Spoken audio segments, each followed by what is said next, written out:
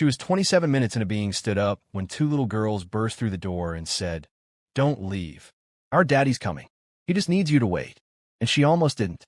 She almost walked out of that cafe, went home to her empty apartment, and spent another Saturday night convincing herself she was fine being alone.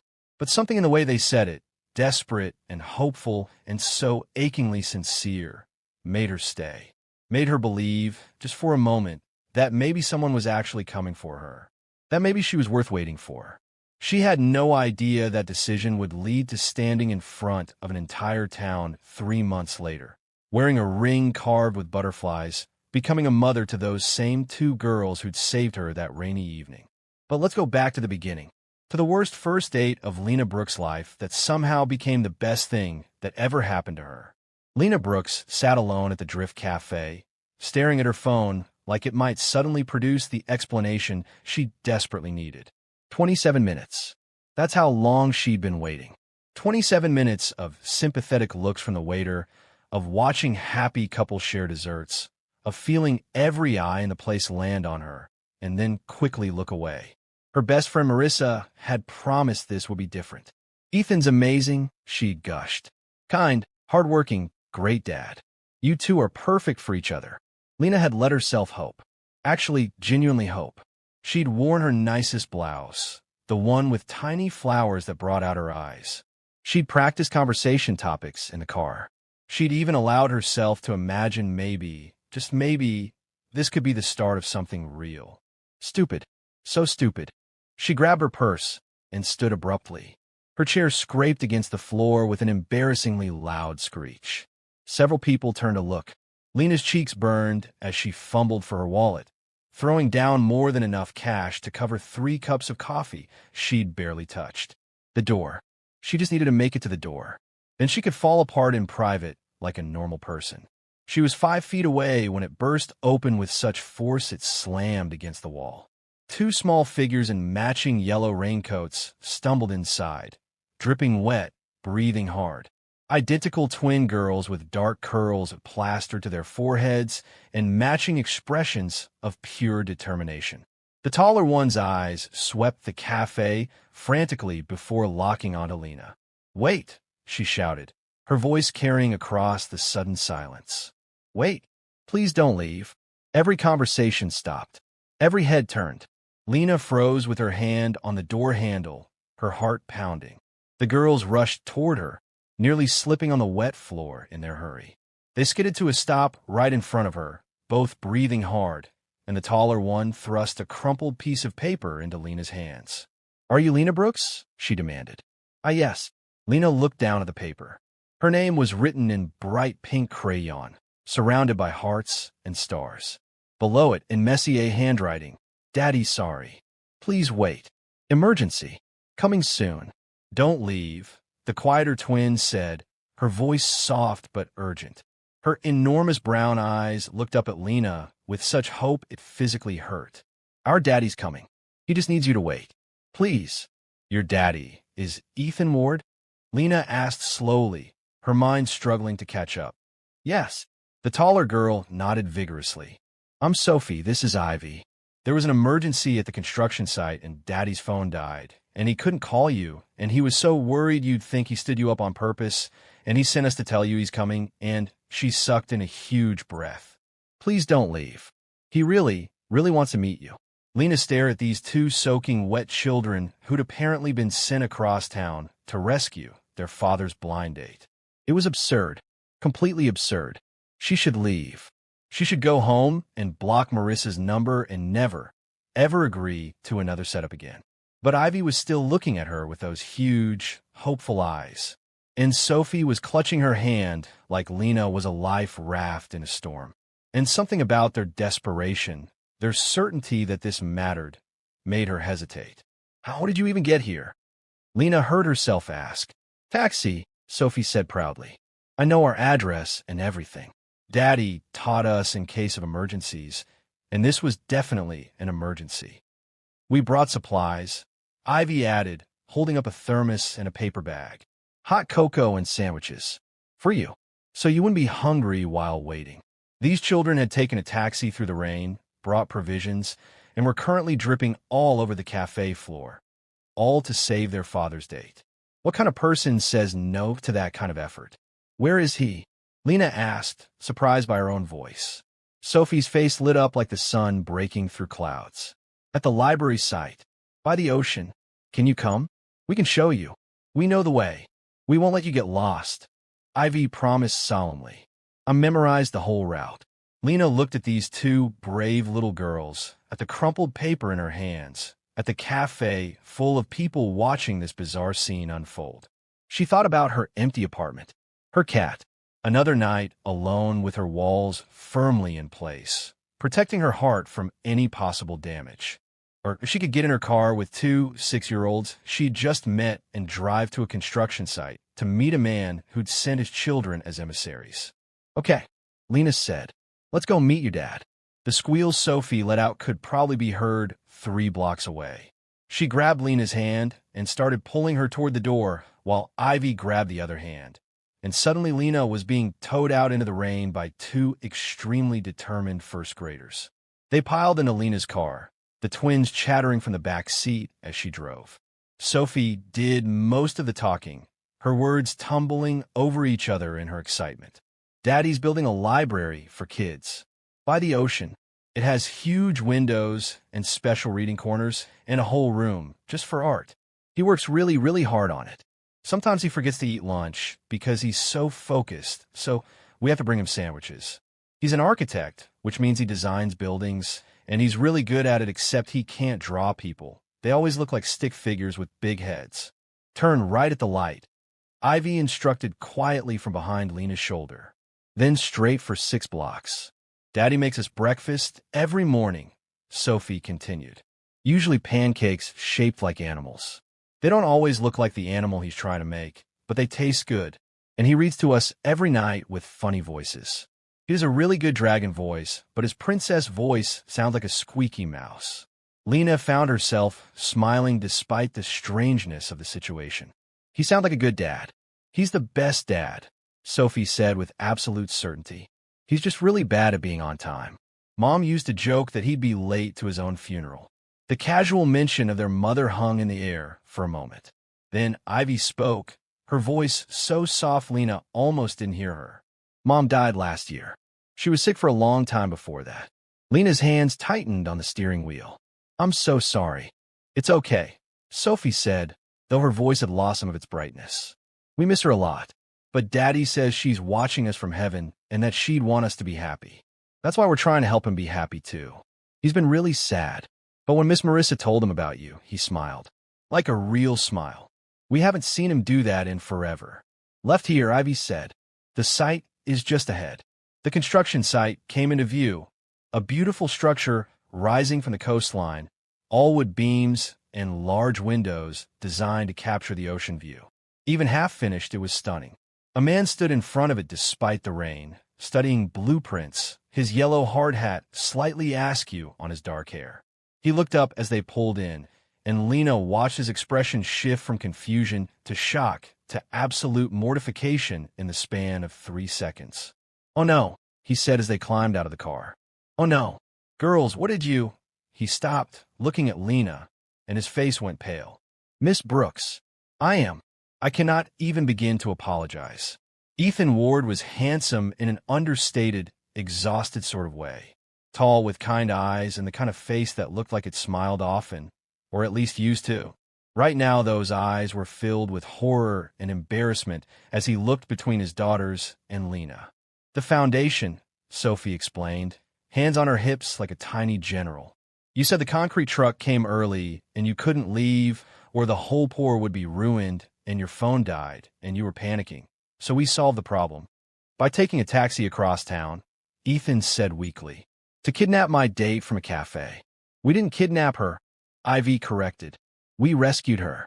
There's a difference. Is there? Ethan ran a hand through his rain-dampened hair, looking like he might pass out from embarrassment. Miss Brooks, I don't even know what to say.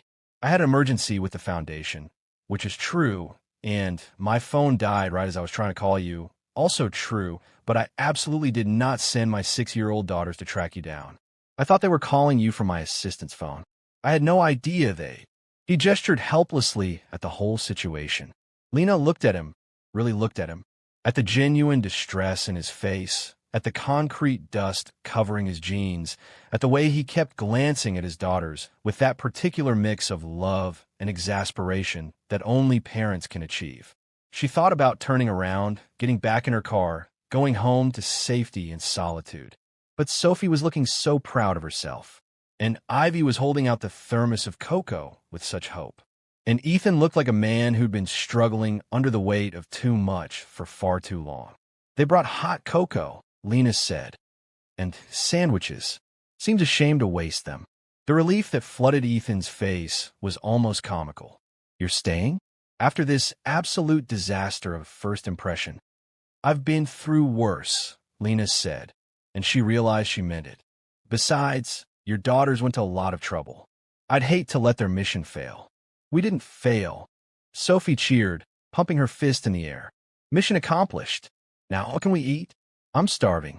They ended up sitting on overturned crates under a partially completed roof, the rain drumming above them in a soothing rhythm.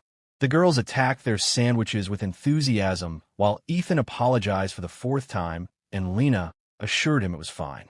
And strangely, it was better than fine. It was the most unusual, chaotic, oddly perfect non-date she'd ever been on. "So you're a wildlife veterinarian?" Ethan asked, wrapping his hands around a cup of cocoa. "Marissa said you specialize in birds." "Rehabilitation mostly. We get a lot of injured seabirds from the coast. Sometimes small mammals." Lena watched Sophie abandon her sandwich to spin in circles between wooden support beams. "Should I ask?" "She's being a dolphin. It's her current aspiration in life. Not to train them, to actually be one." Ethan's smile was warm and real. "Ivy's the builder. Show Miss Lena what you made last week, Ivy." Ivy pulled out her phone, a simple kid's version, and showed Lena photos of an elaborate cardboard city complete with buildings, parks, and tiny paper people. "This is my city. It has a library like Daddy's building, and a school, and a hospital for animals like yours." "This is incredible," Lena said, genuinely impressed. "You designed all this yourself?" Ivy nodded shyly. "Daddy helped with the architecture parts, but I did the planning." "She's 6, Ethan said, pride evident in his voice, "and already better at spatial reasoning than most of my team." "Tell her about Mom's library," Sophie said, abandoning her dolphin impression to plop down beside them. "Tell her why you're building it." Ethan's expression shifted, grief flickering across his features before settling into something softer. "My wife Hannah was a teacher. She believed every kid should have access to books, regardless of their family situation. We used to plan this library on long drives. Where would be, what programs we'd run, how we'd make it magical." He paused, looking out at the ocean. "When she got sick, those conversations stopped. And after she died, I realized I needed to finish what we'd started. For her, for the girls, for all the children who'll never get to know her." The words settled heavy between them. Lena felt tears prick her eyes, but refused to let them fall. "Mommy loved butterflies," Ivy said softly. She reached into her pocket and pulled out a small origami butterfly, its paper worn smooth from being carried.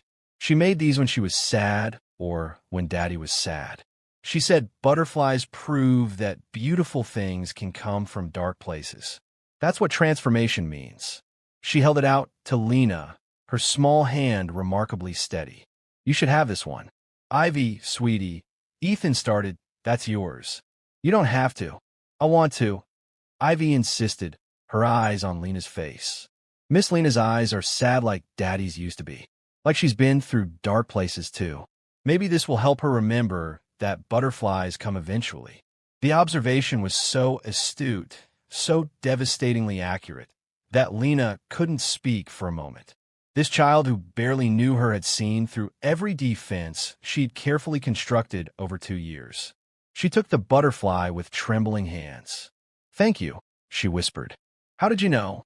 "People's eyes tell stories," Ivy said simply, "even when their mouths don't." Lena looked down at the fragile origami, then up at Ethan, at these two remarkable girls, and felt something crack open in her chest, something that had been locked tight for so long she'd forgotten it was there. I was supposed to get married 2 years ago, she heard herself say. The words came out before she could stop them, before she could remember all the reasons she never talked about this. 3 days before the wedding, my fiancé called it off. He said he wasn't ready for forever, which I guess meant he wasn't sure about me. And I haven't let anyone close since. Haven't wanted to. It felt safer. Ethan went very still beside her. The girls had wandered off to draw in the dirt, giving them privacy they hadn't asked for but desperately needed. After Hannah died, Ethan said quietly, I told myself I was done, that I'd had my chance at love, and that was it. It felt like betrayal to even think about dating, like I'd be replacing her or forgetting her. He looked down at his hands, calloused and stained with work. But more than that, I was terrified of bringing someone into the girls' lives who might leave. What if they got attached and the person disappeared? What if I chose wrong and hurt them even worse? So why say yes to Marissa? Lena asked. Because she's relentless, Ethan said with a small smile.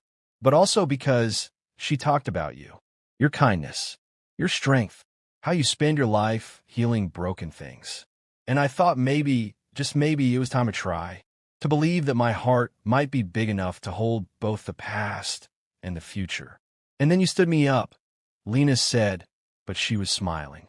And then my daughters staged an intervention that somehow turned into the most perfect disaster I could have imagined. He met her eyes. I'm glad they did. I'm glad you stayed. Me too, Lena admitted softly. Daddy, Sophie's voice rang out across the construction site. Can Miss Lena see the butterfly room? Please, please, please. The butterfly room was the heart of the library. One entire wall had been designated for the twins to decorate, and it was covered, absolutely covered, in chalk drawings of butterflies. Hundreds of them in every imaginable color and style. Some were detailed and elaborate, others simple stick figures with wings. Every single one was beautiful.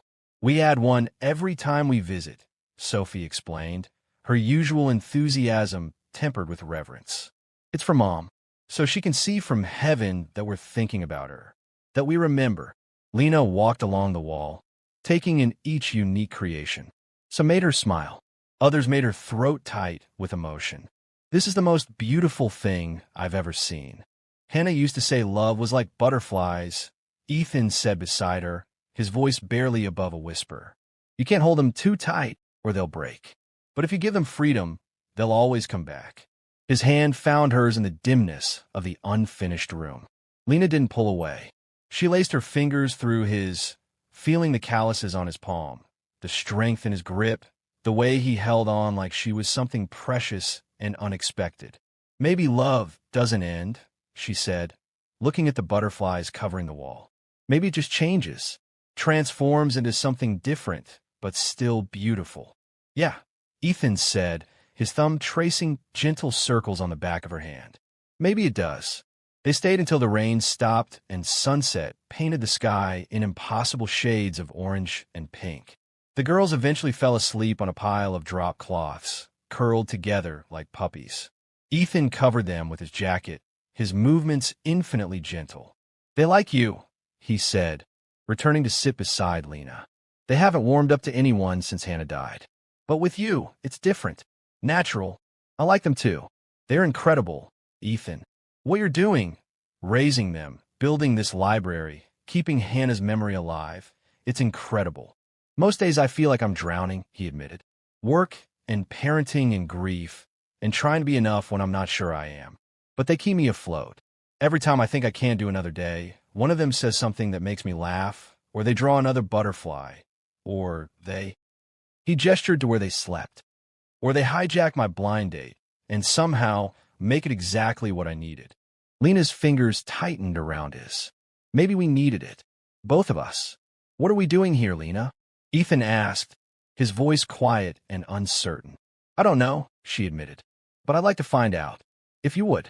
Yeah, he said, a slow smile spreading across his tired face. Yeah, I really would. Driving home that night with Ivy's origami butterfly carefully placed on her dashboard, Lena felt something she hadn't felt in 2 long years.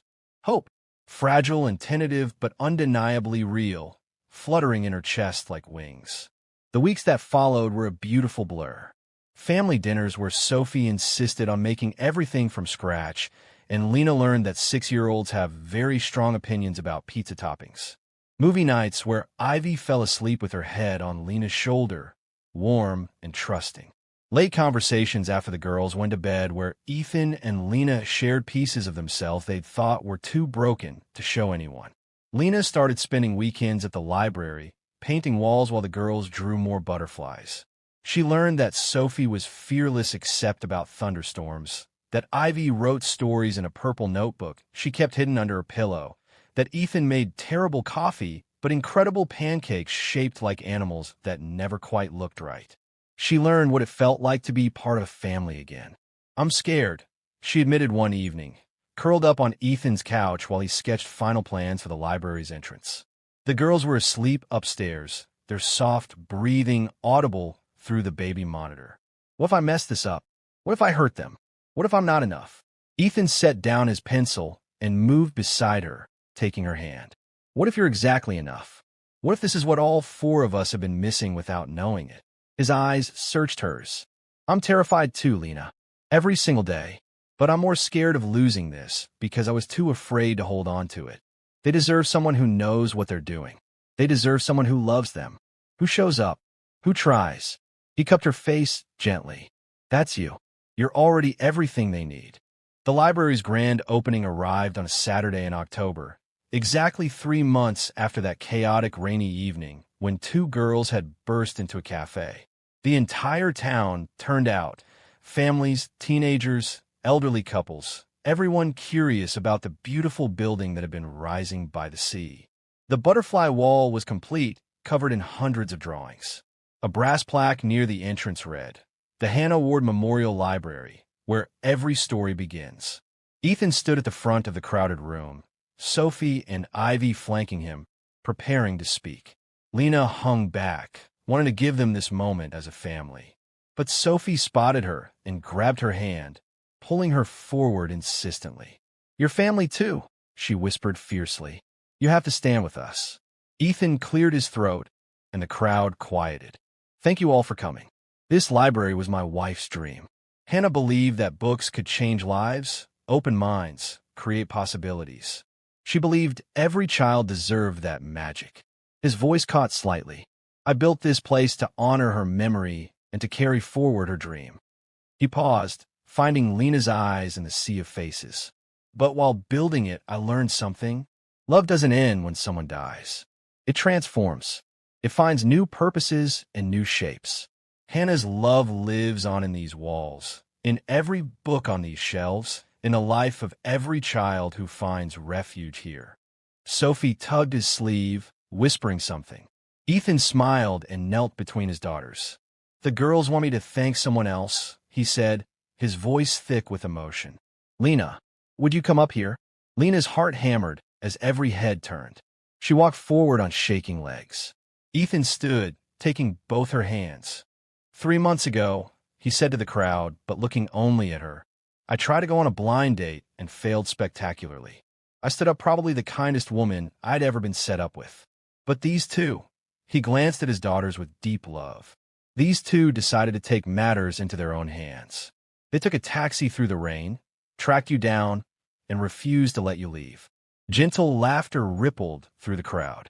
"Lena," he continued, his voice dropping, "you could have walked away. You should have. Instead, you stayed. You sat on crates in the rain and listened to my daughters talk about butterflies. You helped us heal in ways we didn't know we needed. You reminded me that new beginnings aren't betrayals, they're celebrations. You show my daughters that our story wasn't over. It was just beginning a new chapter." Ivy stepped forward with a small wooden box, its surface carved with intricate butterflies. "What do you think, girls?" Ethan asked softly. "Should we ask her?" Both twins nodded, their eyes shining with hope and certainty. Ethan opened the box, revealing a simple silver ring with a small butterfly charm. "Lena Brooks, this isn't just a proposal. It's a promise. A promise that our family story has more pages to write. A promise that we'll face whatever comes together. A promise that love will always have a home with us." Tears streamed down Lena's face as she looked at him, at the girls, at this family that had pulled her from her darkness into their light. "Yes," she whispered. Then louder, her voice breaking with joy. "Yes. Absolutely yes." The crowd erupted as Ethan slipped a ring on her finger. Sophie and Ivy wrapped their arms around both of them, and Lena felt something settle in a place inside her chest. This was home. This was family. This was love in its most unexpected, most beautiful form. Later, as the celebration continued, the twins organized a basket of paper butterflies they'd spent months creating. Each one held a wish, a hope, a dream. "Everyone release your butterfly," Sophie announced. "Make a wish." The crowd moved outside to the courtyard. At Sophie's signal, hundreds of butterflies were released into the autumn air, spiraling upward in a magnificent dance against the sunset sky. Lena stood with Ethan's arm around her waist. The twins pressed close and watched the butterflies soar. She thought about sitting alone in that cafe, convinced love had passed her by. She thought about two brave girls bursting through a door with a crumpled note. She thought about learning to trust again, to hope again, to love again. One butterfly drifted back down, landing on her shoulder. She caught it, reading the message inside. "Welcome to the family forever. Love, Sophie and Ivy." "I love you," Ethan murmured against her hair. "I love you too," Lena replied, her voice thick with happy tears. "All of you. So much."